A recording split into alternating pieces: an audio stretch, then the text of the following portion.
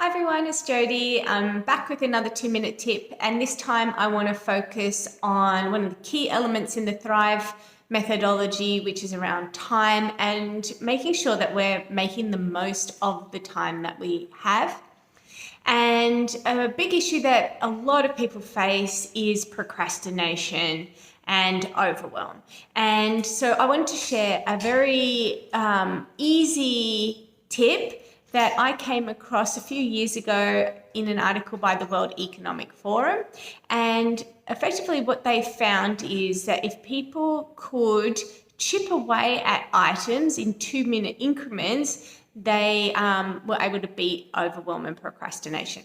So there's two ways that I approach this method. One is if a task is going to take less than 2 minutes, you do it right there and then. You don't leave it. You don't walk past it. So that's putting the mug in the dishwasher. It's sending that email. It's paying the invoice that came in. It's making a quick call, whatever it might be. But if it's going to take a really short time to deal with there and then, just do it. Because what happens often is we just walk past these things, or we put it aside and think, oh no, I'll pay that later. I'll respond to that later. I'll pick up that mess this evening, and then it accumulates and it becomes overwhelming and it becomes a much bigger task. So that's one thing, and that does work really well. The other way to approach this 2-minute rule is to just allocate yourself 2 minutes or 5 minutes to a task that you are struggling to get started on.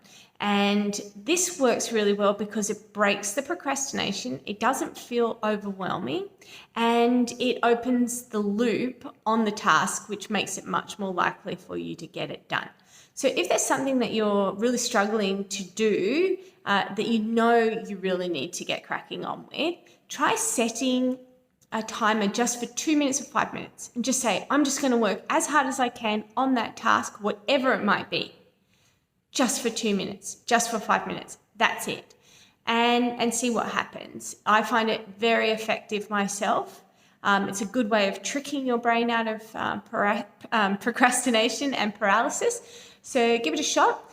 Let me know how it goes for you. And again, if there's any tips or challenges that you're dealing with and you would like me to do a short video on it, I would love for your ideas. Just pop them in the comments box.